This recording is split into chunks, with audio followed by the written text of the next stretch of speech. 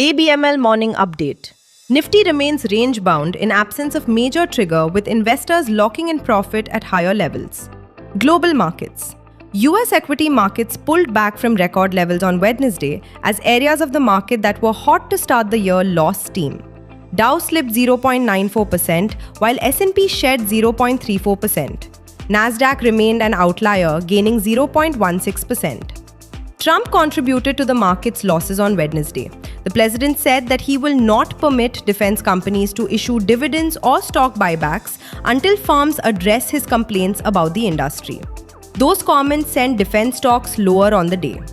US services activity strengthened in December, with ISM Services PMI rising to a 14-month high of 54.4 and new orders jumping to 57.9, signaling robust demand. Services employment improved modestly, with the employment index at 52 versus expectations of contraction. Price pressures eased slightly as prices paid fell to 64.3.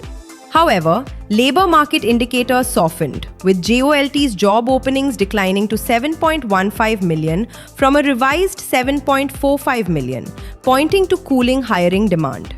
The mixed data has raised expectations of future Fed rate cuts amid gradual labor market easing. European stocks preliminarily closed in negative territory on Wednesday as regional market jitters grow over US President Donald Trump's threat to annex Greenland. The Pan-European Stock 600 edged below the flatline at the closing bell in London, with sectors and major regional bourses in mixed territory. Domestic market. Indian equity indices ended on a negative note on January 7th. At close, the Sensex was down 0.12% at 84,961 and the Nifty was also down 0.14% at 26,141. GIFT Nifty trades lower by 36 points at 26,190, signaling a muted start to the trading session. India's economy is projected to grow at a stronger 7.4% in fiscal year 26, up from 6.5% in fiscal year 25, driven by rising investment, resilient manufacturing, and strong services growth. Gross fixed capital formation is expected to rise to 7.8% from 7.1%, while services growth is seen at 9.1% and manufacturing at 7%. Nominal GDP growth is estimated at around 8%, below the budget assumption of 10.1%, even as the economy is set to cross the $4 trillion mark this fiscal.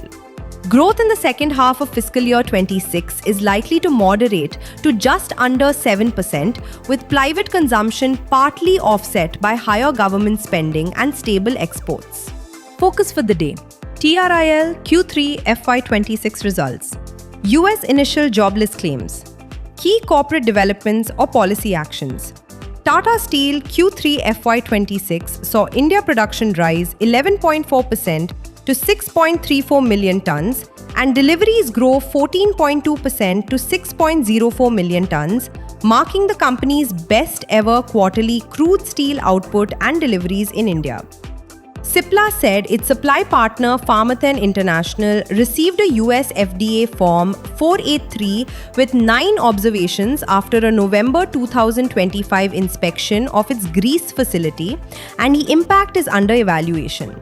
Infosys announced a strategic collaboration with Cognition to accelerate AI-led software development using Devin and Infosys Topaz, while its Q3 earnings will be announced on January 14, 2026. Housing and Urban Development Corporation signed a non-binding MOU with the Chhattisgarh government to potentially provide up to 1 lakh crore rupees in financial assistance over 5 years for housing and infrastructure projects. Fund flow. FII sold shares worth 15.27 billion rupees, while DII bought for 28.89 billion rupees. Investment in securities markets are subjected to market risks. Read all the related documents carefully before investing.